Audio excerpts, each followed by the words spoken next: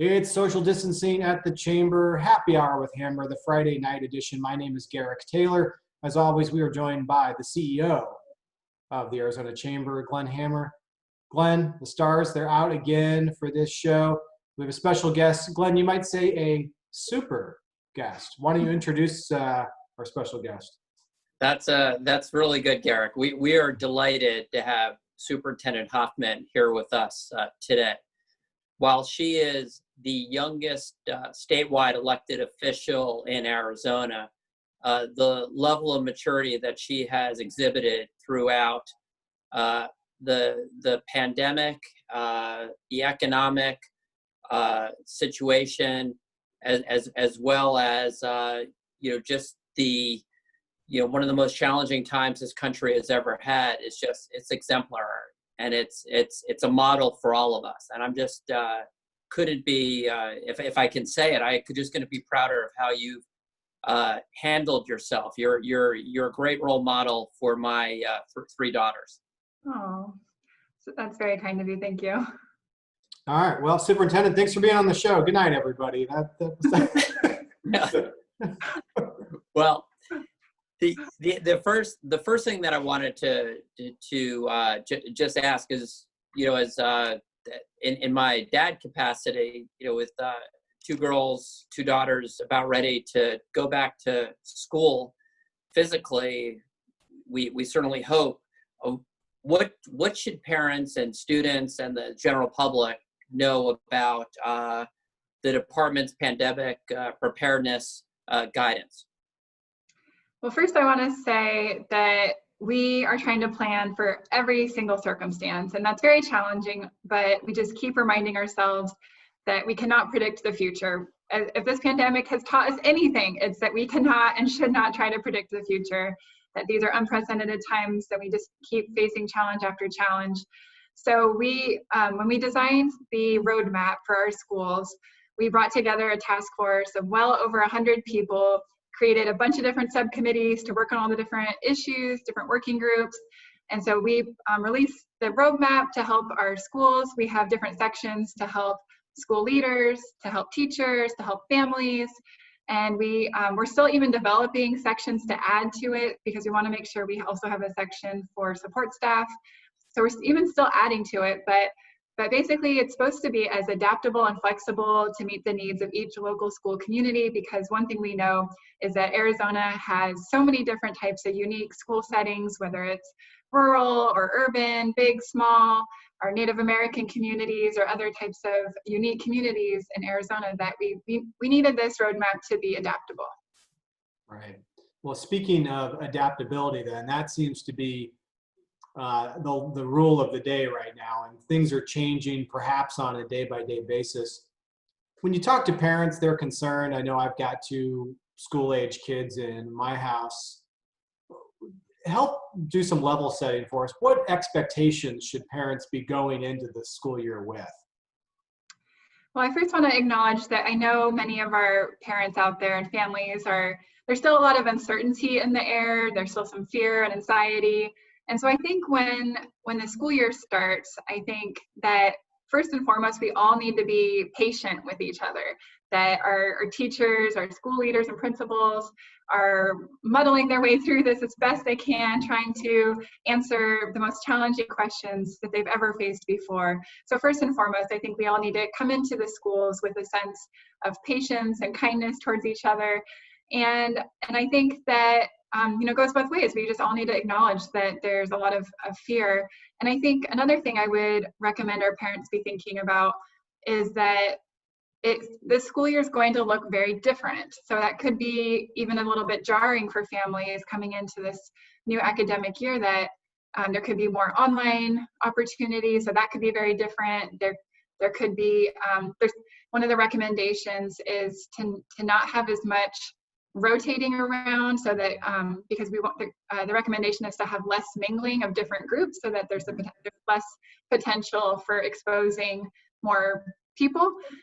So that could look different too, to have, because like middle school and high school, for example, we typically see a lot of students rotating from class to class, but there could be schools that are not rotating like that. So I think we should just all be prepared to also be, for our parents to also feel flexible, adaptable, with an open heart and mind as we enter this new school year. No, Also, beautifully said.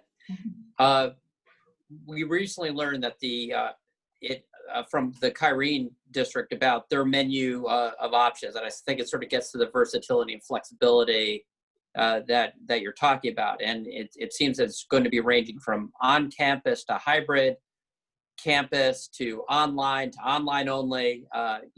Some districts, I believe, are now announcing a 4-day week.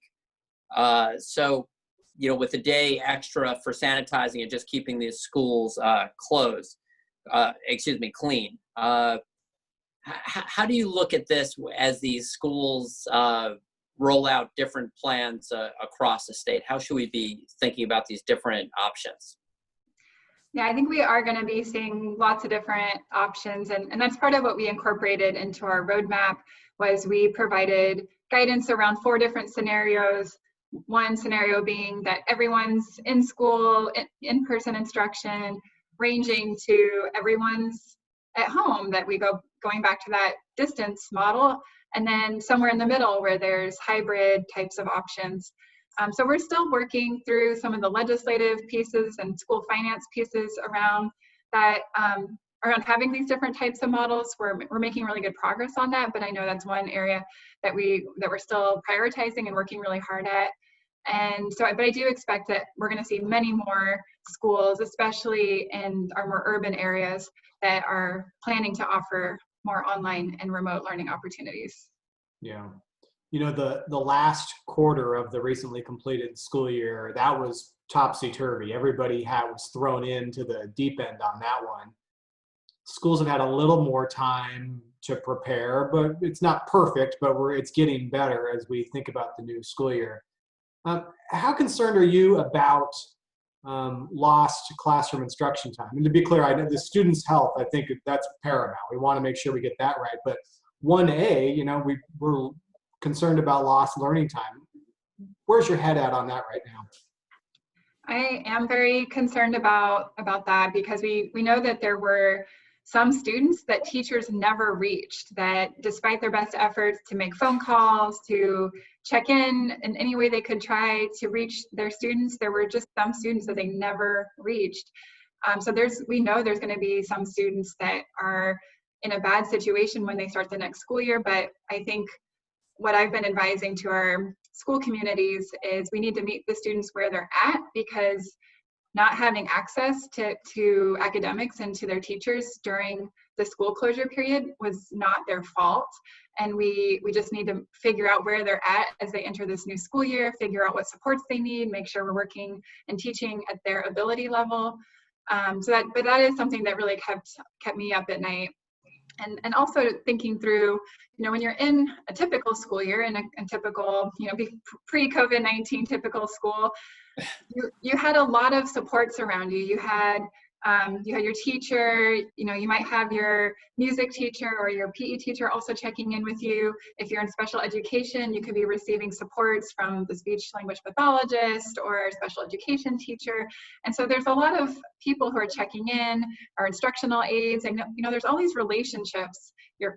I should also mention, even just seeing your friends, the kids seeing their peers. And so there's a lot of these supports that make school fun, that help to provide that healthy learning environment where kids are used to having that structured environment for learning. And so to go from that type of learning environment with all those supports, even social emotional supports, to then learning at home where kids are used to being able to play. Let's keep in mind, like, home is usually the fun place, right? Relax and spend time with your family. I think that I think that was also pretty detrimental. Not for every kid. Like I've also heard some stories. I met with my student advisory council, and some of our students have also expressed they loved the online learning. They felt like they could jump ahead. They were thriving in this online environment. They missed seeing their friends, or they missed the hands-on activities and projects that they could do in the classroom. But there were parts of it that they absolutely loved and just thrived in. So I think there's just such a wide range of what students were experiencing during that school closure period. Yeah, I'm trying to get my mind around that because I spent that period of time with my two oldest daughters. One was a senior at traditional public school. The other was a sophomore in a charter school, and just it was fascinating to see how the two of them operated. One was much more comfortable with online learning, but the one who was more comfortable with online learning, I think, missed her friends, that human contact much more, and the other really missed that classroom experience, but was able to deal a little bit easier. I hope I don't get in trouble if the girls if they watch it, but was able to deal a little bit easier, with the social situation. So the kids, every student is just different. Exactly. But I want to say, through your leadership, I mean, really on a dime, the fact that we were able to, I think, offer, so many students quality education while going through a global pandemic that this country hasn't seen in 100 years is remarkable. It gets me to my next point in question. The partnership between you and Governor Ducey is just really, to me, has been remarkable. I mean, one's a Republican, one's a Democrat, and yet you came together, it seemed like, from day one when this pandemic hit, and you united in a model way. And can you maybe talk a little bit about that relationship and how that's played out, and what you might anticipate going forward? I've also been incredibly grateful for that partnership, for that collaboration, being able to put politics aside, focusing on what's best for kids, what's best for our school communities. And I do think it's a model for other states, for other political leaders and other state leaders. And I just can't say can't say enough how grateful I've also been for that partnership. So what we have been working on even most recently is we've been co-hosting roundtable discussions with superintendents and charter leaders over the past couple weeks, and we're planning to do another one in the near future. So that's been helping us keep an ear to the ground of what the needs of our schools are from the perspective of some of our school leaders from around the state. We've also been teaming up to figure out the allocation of the CARES Act funding especially for K-12 education. So our department is responsible for allocating $277 million of federal CARES Act stimulus funding, and then the governor and his team, Governor Ducey and his team, are responsible for allocating $69 million for education in Arizona. And so we want to make sure we're not duplicating efforts, that we're hitting, addressing the most critical needs. So we're looking at things like the digital divide and how can we work comprehensively to work on things like internet connectivity. Another area that I think I'm really excited about is, unfortunately, we're in this economic downturn where we're seeing these increasingly high unemployment numbers in Arizona. But the exciting part of going forward in terms of thinking about solutions of how do we address this type of economic downturn is, I think this is an opportunity where our schools can help lead the way, because we have so many different types of jobs and careers in our schools that are great, stable jobs with good benefits. And of course, we need teachers, but we also need people trained in technology who can help through this expansion of online learning, that they could help with training teachers, training families, managing all the hardware, thinking about the safety as kids are getting online. So there's all these different little pieces. So I think I'm also looking forward to continuing to partner with the governor and his team, as well as some of the other state agencies, to be working on the workforce development issues during this time and how it connects with the education sector. Could I just ask also on the Federal CARES Act, what do you think what else is going to be needed? I mean, Congress is going to come back most likely later this month or July and do another CARES Act type bill of some sort. What on the K through 12 space do you believe is missing, and should we be looking, I want to make sure at the Chamber we're communicating to our federal delegation what our schools need.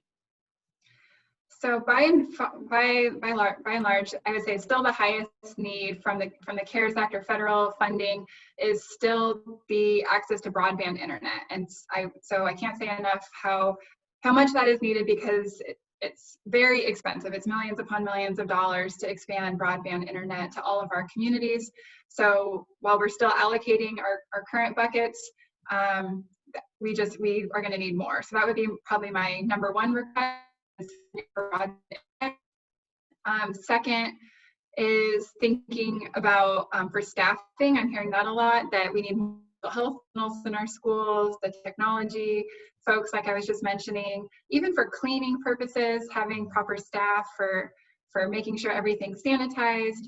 There'll be needs for PPE or thermometers or those types of things. And then maybe the last one could be transportation, that as we're, especially if there's supposed to be distancing, but it's just really hard. It's very expensive for our school buses to make multiple routes or find a way to have less students on a bus. So the transportation is also presenting us with quite unique challenges as well. Yeah, it's interesting. You alluded to it in one of your answers, and Glenn asked you about some of the different options that might be presented to parents. But thinking about things like rural broadband, the Chamber is a big advocate for further deployment of rural broadband, just because it's the right thing to do from not only an education standpoint, but an economic development standpoint. But boy, that issue has really come to the fore. When you think about the reopening, does a rural reopening look different than an urban reopening? Yes, and for that exact reason that, so for example, I was talking with one of our smaller rural districts and it was actually an area that has internet access, that most of their families have internet access, but the school, because it's a small rural school district, they don't have enough staff that they could do the hybrid model of, if families were saying we want both, like we want in-person instruction and we want an online option, which is pretty common right now to want to have these choices. But for these small rural schools, even if they want to provide the online option and the hybrid option of having both, they don't have enough staff for there to be a group of students in the school with those teachers, and then a group of students learning from home with, there's just not a different set of teachers to be doing the online. So even, I think thinking about it even in that way, whereas thinking about our more urban districts that maybe are bigger districts, like you mentioned, Kyrenes, they have the capacity that they can do a much more comprehensive and providing more options in terms of doing online while still offering in person. So I think that's just one example of something I would see as a difference between our urban and rural areas. Yeah. My final question is, right before we did the show, you sent out a tweet on masks. You talk which I think it's a great tweet. I retweeted it with a little bit of an editorial comment. Very positive, very positive. Can you talk a little bit about that and just the masks and just some of the safety protocol? And again, I think that's an area where we have to make sure that we're not that every cent is spent to make sure that our schools and our teachers, the support staff, and of course our students are safe. Sure. I've been watching the numbers, the data from the Department of Health Services on a daily basis. And so I'm seeing that we have increasing numbers in the state. So that's causing a little more fear and angst about schools reopening, even though it's still 6 to 8 weeks out and things could change between now and then. But so I think, the way I see it is that we need to be taking responsibility now for ourselves to take care of those around us, taking care of ourselves and our families and our neighbors. So actually yesterday we posted one statement talking about, even now, just reminding people we need to continue with hand washing and doing everything we can to be preventing the spread of COVID. It's still in our communities. It's still a very high, very dangerous illness in our communities. So then today we posted again, just reiterating that in our plans for reopening schools, that we are recommending that when social distancing is not possible, that masks are utilized, that it's research-based, evidence-based way to help prevent the spread of illness. And we also wanted it to be clear that ultimately those decisions are left to the schools to determine that I do not have the authority, and also within the roadmap that there were no state mandates within that plan. So each school is making their own decisions about how to mitigate the impact of COVID. So we just wanted to reemphasize so that when schools and our school leaders are making these decisions, that they're taking it seriously and seeing the recommendations on the effectiveness of masks. And I just think that is so important, because it's the cultural thing. Like Garrick and myself, we've talked about this. Like when I'm driving around town, I wear a seatbelt, but I'm wearing it not because I'm scared that I'm going to get a ticket. I'm wearing it because I don't want to, get propelled outside the windshield. The science is behind it. So I just really appreciate what you're doing and how you're exercising very thoughtful leadership to bring us all together. Yeah, I appreciate that. We're, again, one of the things I'm just very excited about is seeing how we can think outside the box and create new partnerships.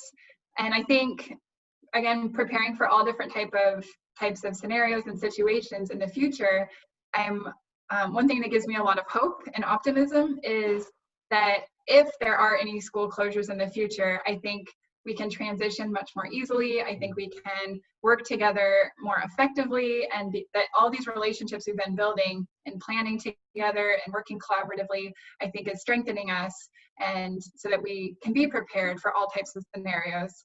So that's what helps me sleep at night, because there's a lot to worry about these days, but what gives me so much hope is this collaboration and partnerships.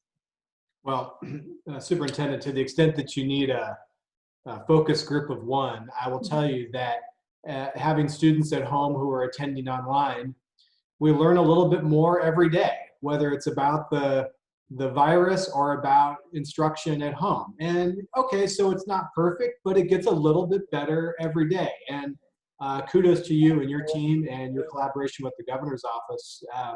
If there is going to be a delay in opening, or if we have to do a close or something like that, I think we're going to be better off then than we were in the previous quarter. So good for you. Thank you. I appreciate it. All right, Glenn, why don't you take us home? Thank you, Superintendent, for being with us, and please count on us to help however we can. And please be safe. Thank you. I appreciate it. Great speaking with both of you. All right, thanks for being on.